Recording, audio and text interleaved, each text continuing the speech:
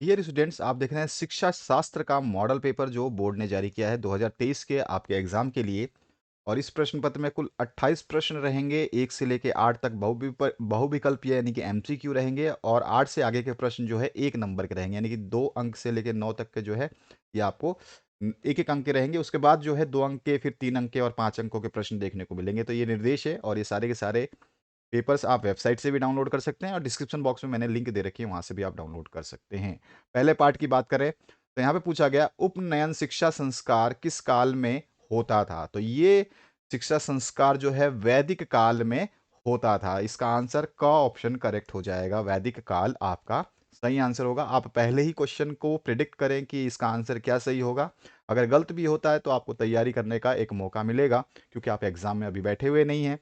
दूसरा जो प्रश्न है, निम्न में से कौन एक गांधी जी की शिक्षा योजना नहीं है।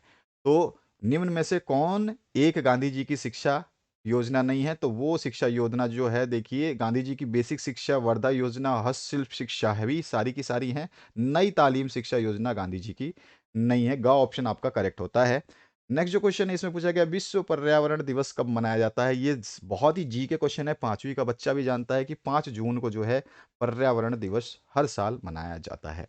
नेक्स्ट जो क्वेश्चन है, भारत में स्त्री शिक्षा के मार्ग में प्रमुख बाधाएं हैं। तो प्रमुख बाधाएं यहाँ पे बोल रहा है, प्रमुख बाधाएं आपको बतानी है। तो देखिए, सामाजिक रूढ़ियां एवं प्रतिकूल दृष्टिकोण, ये तो है ही भाई। समाज में जो पूरा आपका माना हुआ है कि स्त्रियों को शिक्षा नहीं देना है, और उनके हिसाब से प्रतिकूल यानी कि अनुकूल नहीं है, उनके प्रतिकूल, उनके विपरीत दृष्टिकोण है, ये एक तो है ही बिल्कुल सही। बालिका विद्यालय और अध्यापिकाओं की कमी, ये भी बिल्कुल सही है।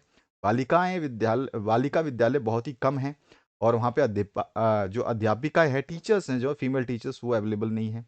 स्त्री का कार्य क्षेत्र घर तक सीमित होना, ये भी बिल्कुल सही बात है। कई लोग मानते हैं कि स्त्री का कार्य क्षेत्र जो है घर तक ही सीमित होना चाहिए। तो उपयुक्त सभी जो है इसका सही आंसर हो जाएगा।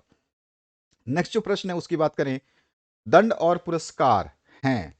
तो दंड और पुरस्कार क्या है, तो आप अच्छी तरह से जानते हैं। दंड और पुरस्कार जो है ये कृत्रिम प्रेरक हैं। कृत्रिम प्रेरक हैं। तो यहाँ पे ग ऑप्शन इसका करेक्ट हो जाएगा कि ये कृत्रिम प्रेरक हैं। ठीक है।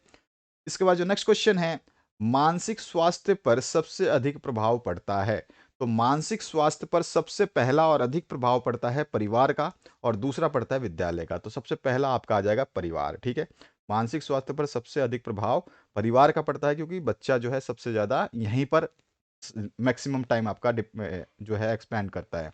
उसके बाद बचा हुआ समय जो है विद्यालय को देता है। इसके बाद जो नेक्स्ट क्वेश्चन है, इसमें 70 से 80 बुद्धि लब्धि वाला व्यक्ति कहलाता है। तो 70 से 80 बुद्धि लब्धि वाला बालक जो है, इसको हम दुर्लभ बुद्धि लब्धि के मतलब व्यक्ति में कह सकते हैं। तो यहाँ पे घ ऑप्शन इसका करेक्ट होता है। इसके बाद जो नेक्स्ट क्वेश्चन है, इसमें पूछा गया है निर्देशन के प्रमुख उद्देश्य हैं। तो निर्देशन का उद्देश्य जो है छात्रों का मानसिक विकास करना भी है, संवेदनात्मक विकास भी करना है, और शारीरिक विकास भी करना है, यानी तीनों ही करना है। तो इसका मतलब हो गया छात्रों का सर्वांगीण विकास, यानी कि छात्रों का पूरा विकास। तो यहाँ पे का ऑप्शन इसका करेक्ट होता है। नेक्स्ट जो क्वेश्चन है, इसमें पूछा गया है राष्ट्रीय शिक्षा नीति कब लागू हुई। तो राष्ट्रीय शिक्षा नीति को जब लागू किया गया था, तो वो था आपका 24 जुलाई 1968। 1968। ठीक है, इसमें आ जाएगा आपका 1968। तो ये आपका 24 जुलाई 1968 को जो है राष्ट्रीय शिक्षा नीति लागू हुई थी। इसके बाद दूसरी राष्ट्रीय शिक्षा नीति भी लागू हुई थी, और फिर अभी भी हमारा नया राष्ट्रीय शिक्षा नीति लागू हुआ है। तो बहुत सारी शिक्षा नीति हैं, ठीक है, लेकिन जो राष्ट्रीय शिक्षा नीति पहली बार लागू हुई थी 1968, 24 जुलाई को। बेसिक शिक्षा किससे संबंधित है। तो बेसिक शिक्षा जो है व्यक्ति के सर्वांगीण विकास से संबंधित है। तो आप कह सकते हैं छात्रों का या फिर व्यक्ति के सर्वांगीण विकास से संबंधित है। ठीक है। उनका पूरा का पूरा जो है बेसिक शिक्षा क्या है, सर्वांगीण विकास करती है, और हम कह सकते हैं आत्मनिर्भर बनाती है। बेसिक शिक्षा किससे संबंधित है, एक व्यक्ति को आत्मनिर्भर बनाने से भी संबंधित है। ठीक है। सामाजिक मूल्य देती है, उससे भी संबंधित है। तो आप बोल सकते हो कि व्यक्ति का सर्वांगीण विकास करती है, मतलब वो हर तरह से हेल्प करती है बेसिक शिक्षा। ठीक है। इस बेसिक शिक्षा का उद्देश्य है कि बालक जो है आत्मनिर्भर बने, किसी के ऊपर डिपेंड ना हो, खुद कमाए खाए, और दूसरों से उचित व्यवहार रखे, ये सारी चीजें इसमें शामिल है। पर्यावरण को प्रभावित करने वाली आपदाएं कौन सी है? तो पर्यावरण को देखो ध्यान से रखना है, पर्यावरण को प्रभावित, ठीक है, पर्यावरण हमें मतलब पर्यावरण से हमारे को क्या प्रभावित, हम लोग कैसे प्रभावित होते हैं ये नहीं पूछा इसमें, पर्यावरण खुद प्रभावित होने वाली कौन सी आपदाएं जो है जो पर्यावरण को ही प्रभावित कर देती है। तो एक तो है आपका जंगल की आग, जो कि जंगल की आग पर्यावरण की वजह से नहीं होता है, ये जानते ही हो आप, बहुत ज़्यादा गर्मी हो या फिर ऊक चूक हो, बहुत सारे चीज रीजन हैं इसके जंगल की आग के, तो जंगल की आग हो सकती है। ठीक है, जंगल की आग से जो है पर्यावरण प्रभावित होता है, ये आपदा है, जंगल की आग क्या है, ये एक आपदा है। ठीक है, उसके अलावा जो है बाढ़, बाढ़ भी एक आपदा है। ठीक है, और उसके अलावा एक आता है बवंडर, और ये देखो, जंगल की आग पर्यावरण यानी कि जंगल को नष्ट कर देता है, बाढ़ भी है, जंगल पूरे जंगल को बहा ले जाता है। ठीक है, बाढ़ भी बहुत ज़्यादा डिस्ट्रॉय करता है जंगल को, और उसके अलावा बवंडर भी है जो सबको डुबा देता है, तो बवंडर भी है आपका। ठीक है? तो इस तरह से आप बता सकते हैं। इसके बाद जो नेक्स्ट है, शैक्षिक स्तर की कोई एक समस्या बताइए। शैक्षिक स्तर की अगर समस्या बताएं तो मैं कह सकता हूँ छात्र और शिक्षक का अनुपात जो है संतुलित नहीं होता। छात्र शिक्षक अनुपात,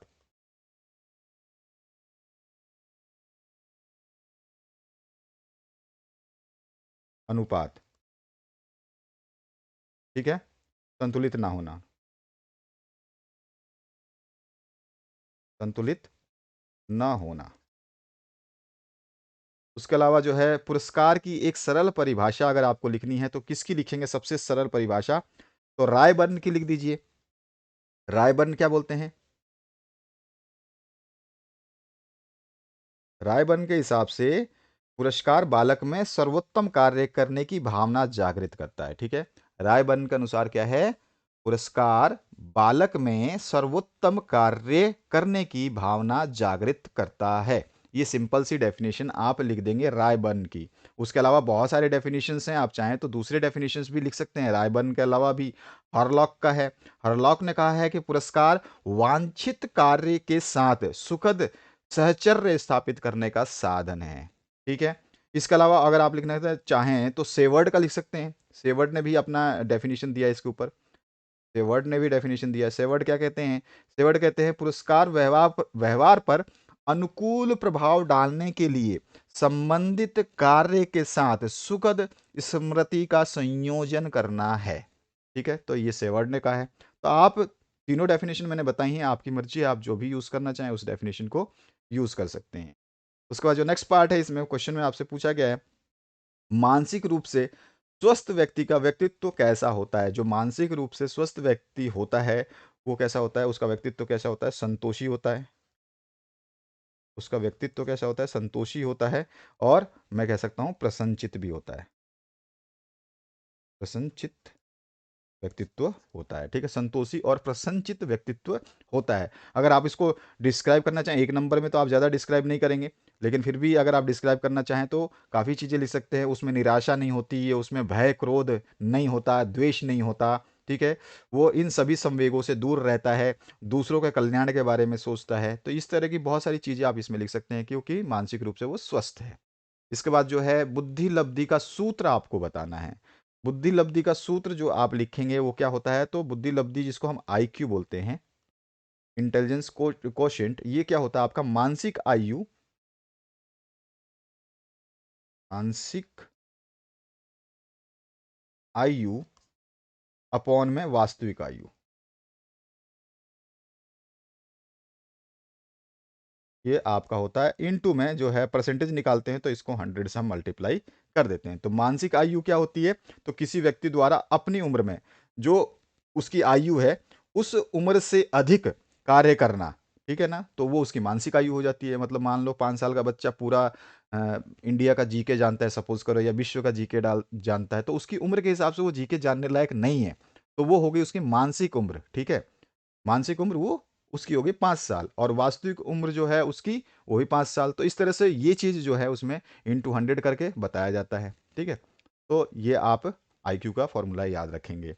उसके बाद जो नेक्स्ट क्वेश्चन है, इसमें पूछा गया आपसे बुद्धि लब्धि शैक्षिक निर्देशन से क्या आशय है? शैक्षिक निर्देशन बहुत ही सिंपल शब्दों में अगर हम बोलें तो शिक्षा के क्षेत्र में अपनाए गए निर्देशन के कार्यक्रम को ही शिक्षा के क्षेत्र में शैक्षिक निर्देशन की बात कर रहे हैं, तो हम इसको 1 नंबर के डेफिनेशन के हिसाब से लिख रहे हैं। 1 नंबर में आप ज़्यादा से ज़्यादा क्या लिख सकते हो, नहीं तो बहुत बढ़ाकर लिखना पड़ेगा। फिर शैक्षिक निर्देशन का आज से केवल आपको बताना है। तो देखिए, शिक्षा के क्षेत्र में अपनाए गए निर्देशन के कार्यक्रम को ही शैक्षिक निर्देशन कहा जाता है। ठीक है? तो इस तरह से इसकी डेफिनेशन जो है आप लिख देंगे। तो इस तरह से आपने देखा ये 8 प्रश्न जो 1-1 अंक के हैं और इसके ऊपर के एमसीक्यू जो प्रश्न थे वो 8 1-1 नंबर के थे। टोटल मिला के आपने अगर यहाँ तक किया तो आपको 16 नंबर यहाँ से मिल जाते हैं, जो कि बहुत ईज़ी रहने वाला है आपके लिए। नेक्स्ट पार्ट में आगे के सॉल्यूशन देखेंगे, जिसके लिए आपका कमेंट अनिवार्य है। आप अपना कमेंट ज़रूर करें और दोस्तों को शेयर करें मैक्सिमम, ताकि वो लोग भी कमेंट कर पाएँ। आशा करता हूँ इस वीडियो से आपने कुछ ना कुछ बेहतरीन सीखा होगा। Thank you very much. Have a good day.